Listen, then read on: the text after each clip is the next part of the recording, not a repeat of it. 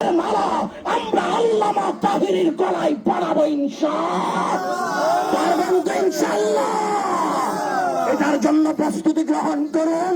আমি বলবো আপনার বন্ধুকে আপনি বুঝান, আপনার বাবাকে বুঝান, আপনার ভাইকে বুঝান, আপনার স্বজনকে বুঝান, সবাইকে বলুন আল্লামা তাহিরি যদি বাংলার পার্লামেন্টে যায় আমরা শহীদ নুরুল ইসলাম ফারুকীর বিচার পাবো। আল্লামা তাহিরি যদি বিজয় হয় শহীদ রইসউদ্দিনের বিচার আমরা পাবো। আল্লামা তাহিরি যদি বিজয় হয় তাইলে মুরারবনির মাঝারে সিপাহ সালারের মাঝারে যারা বেয়াদবি হামলা করেছিল তাদের বিচার আমরা পাবো। সুতরাং সুন্নিয়তকে যদি রাষ্ট্রীয়ভাবে রোধ দিতে হয়, সুন্নিয়তকে যদি পার্লামেন্টে পৌঁছাইতে হয়, মিলাদ কিয়াম যদি জারি রাখতে হয়, উরুস যদি জারি রাখতে হয়, জুলুস যদি জারি রাখতে হয়, এই বাংলার মাটিতে আল্লামা তাহিরির বিকল্প আর কেউ হবে না।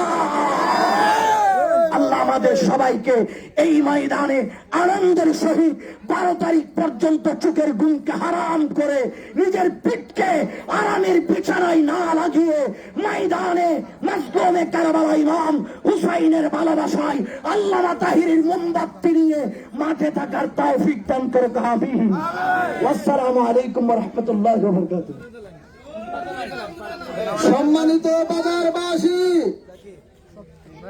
সম্মানিত বাজারবাসী, এখন আপনাদের সামনে আমাদের আশা আকাঙ্ক্ষার প্রতীক, আমাদের প্রিয় মানুষ, সকলের প্রিয় মানুষ, হবিগঞ্জ 4 আসনে বাংলাদেশ ইসলামী ফ্রন্ট মনোনীত মোমবাতি প্রতীকের এমপি প্রার্থী পীর মুফতি গিয়াসউদ্দিন তাহিরি সাহেব বক্তব্য রাখবেন।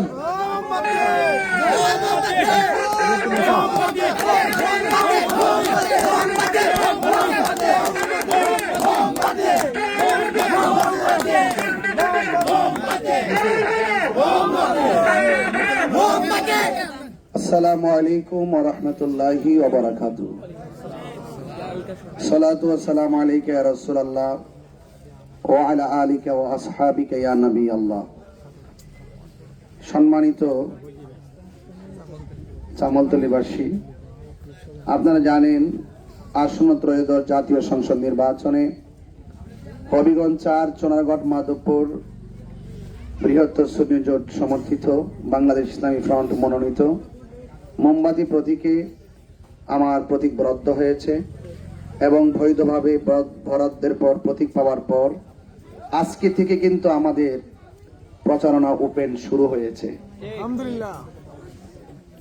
এবং আমি মনে করি আমার ভাগ্যটা অনেক ভালো যে আজকের প্রচারণার এই পরন্ত সন্ধ্যাবেলায় যে জায়গাতে আমি এসে দাঁড়িয়েছি, এই সন্ধ্যার পর এই প্রথম প্রচারণাটা আপনাদের এলাকা দিয়ে শুরু করেছি।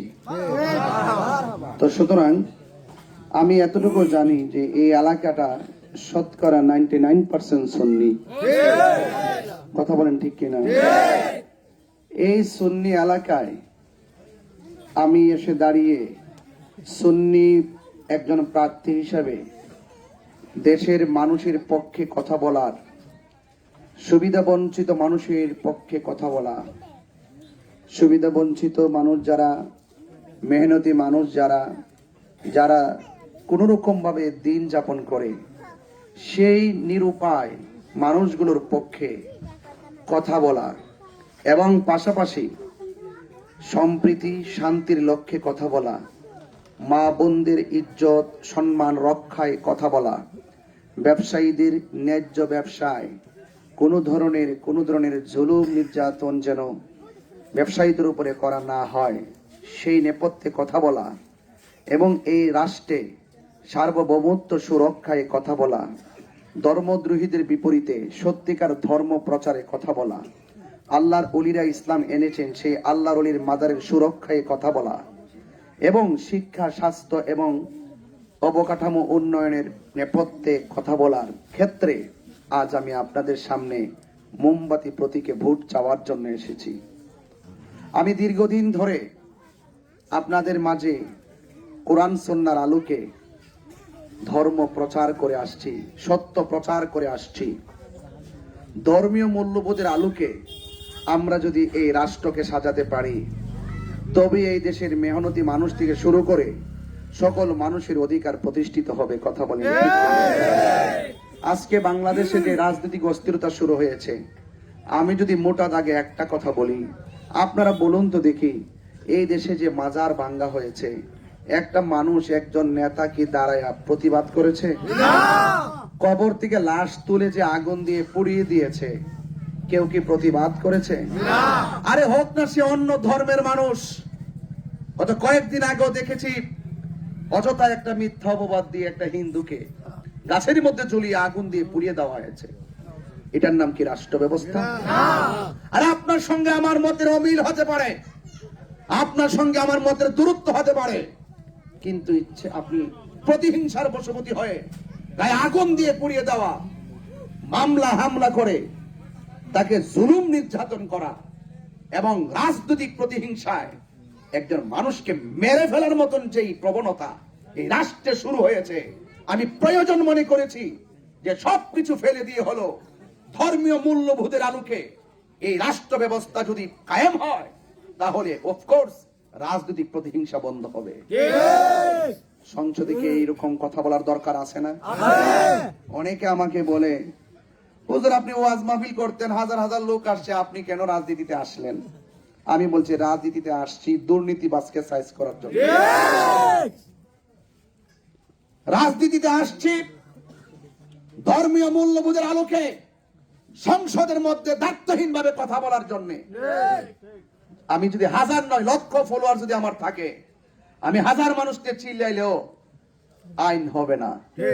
যদি সংসদে দাঁড়িয়ে কথা বলতে পারি তাইলে আইন হবে। আমি 22টি বছর ওয়াজ মাহফিলে বলেছি, এই দেশে যারা ওলি আল্লাহর বিরুদ্ধে কথা বলবে, এই দেশে যারা রাসূলুল্লাহর বিরুদ্ধে কথা বলবে, সংসদের মধ্যে সর্বোচ্চ আইন পাস করতে হবে। ওই ধর্মদ্রোহী নবীদ্রোহীকে সর্বোচ্চ মৃত্যুদণ্ড দিতে হবে। কথা বলেন ঠিক না? বলুন, এত যে চিল্লাইছি আইন কি হয়েছে? তাইলে আমি চিল্লালে লাভ হইব কি? তাহলে রাষ্ট্রতন্ত্রের গুরুত্বপূর্ণ জায়গায় যদি গিয়ে কথা বলতে পারি, সেখানে কথা হবে, সেখানে আওয়াজ হবে, সেখানে আইন হবে, সেখানে রাসূলুল্লাহর আদর্শ প্রতিষ্ঠার ক্ষেত্রে যদি আইন প্রণয়ন হয়, তাহলে এই দেশের ভিতরে কেউ রাসূলুল্লাহর বিরুদ্ধে কথা বলতে পারবে না। কেউ এতিমের মাল ভোগ করে অন্যায়ভাবে আত্মসাৎ করে খেতে পারবে না। কেউ জনগণের টাকা নিয়ে বাজেট থেকে বাজেট এনে দুই ভাগ পকেটে ঢুকিয়ে এক ভাগ কয়েক ভাগ করে যেইভাবে মেরে খাওয়ার ধান্দা, অন্তত পক্ষে সেই সুযোগ তারা পাবে না। এই জন্য দরকার রাজনৈতিক অস্থিরতা বন্ধ করতে এবং প্রতিশোধের রাজনীতি বন্ধ করতে। এই যে সত্যিকার অর্থে আল্লাহর এবং তার হাবিবের আদর্শ বাস্তবায়নের ক্ষেত্রে আমরা যদি সেখানে কথা বলতে পারি, আমি বিশ্বাস করি এই দেশ একটি শান্তির দেশে পরিণত হবে। কথা বলেন ঠিক কিনা? ঠিক। আমি শাসক হতে আসি নাই যে আমি আপনাকে চাপ প্রয়োগ করব। আমি শাসক হতে আসি নাই যে আপনি আমার সঙ্গে দেখা করতে গেলে আপনি একদম আমার জন্য এমন ভাবে ভয় পাবেন, আমাকে দেখলে আমি ভয় পাবেন। এই শাসক হওয়ার জন্য আমি স্বপ্ন দেখি না। আমি মনে করি আমি মানুষ, আর আমি ওয়াজ মাহফিল করি, যত বড় হয় না কেন আল্লাহ আমাকে দিয়েছে, কিন্তু আপনাকে আল্লাহ এমন কিছু দিয়েছে যেটা আমাকে দেয় নাই। সবচেয়ে বড় কথা হলো মানুষ। আপনি আমার কাছে মন খুলে কথা বলবেন, মন খুলে আমার ঘরে যাবেন, মন খুলে যা আমার সামনে বলবেন, কোনো ভয় থাকবে না। আমি শাসক হতে আসি নাই, আমি শোষক হতে আসি নাই, আমি সেবক হতে এসেছি। আমি সেবক হতে এসেছি। দায়িত্বহীন কণ্ঠে আবারও বলছি, আমি সেবক হতে এসেছি।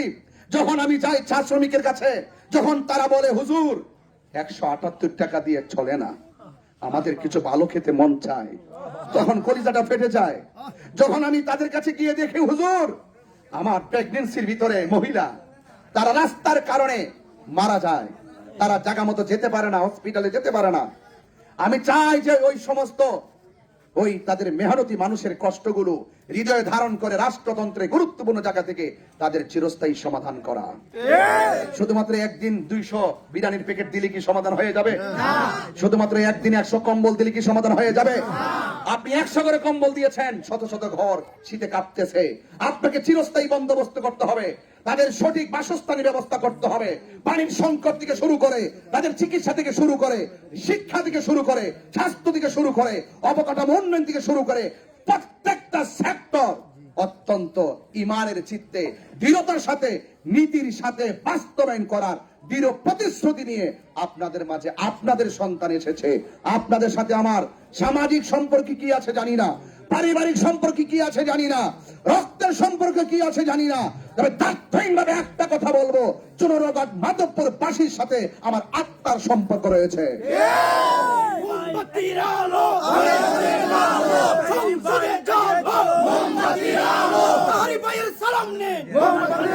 হ্যাঁ, আমার আজকে আমাদের প্রচারণা শুরু এখান থেকেই। মাইক নিয়েছে এই প্রথম পুরা নির্বাচনী ক্যাম্পেইনে। যতদিন ধরে আমি রাস্তায় কথা বলতেছি, আজ প্রথম মাইক নিয়েছি।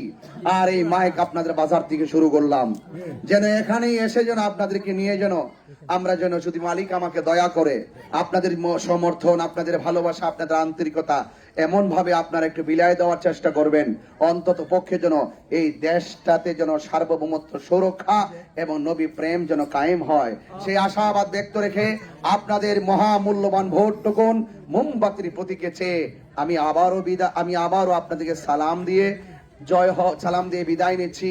জয় হোক মানবতার, জয় হোক মেহনতি মানুষের, জয় হোক মোমবাতি প্রতীকের, জয় হোক। আমি দেখেছি অনেকগুলা মা বোনরা চতুর্পাশে দাঁড়িয়ে আছে। আমার মা বোনদেরকে বলবো, মা, মোমবাতি প্রতীকটা অনেক মায়ার প্রতীক, কথা বলেন ঠিক কিনা? এই প্রতীকটারে ধর্ম বর্ণ সবাই পছন্দ করে। আমি আশা করব মা বোনরা আমার জন্য দোয়া করবেন, আপনারা মা বোনদের কাছে ক্যাম্পেইন করবেন, আমার সালামটুকু দিবেন এবং মোমবাতির পক্ষে ভোট চাবেন। আল্লাহ পাক যেন আমাদের সকলকে আজকের এই আয়োজন থেকে শুরু করে আমাদেরকে যেন আল্লাহ পাক কাঙ্ক্ষিত বিজয় যেন অর্জন করার তৌফিক দান করে। আমিন। আসসালামু আলাইকুম ওয়া রাহমাতুল্লাহি ওয়া বারাকাতুহু।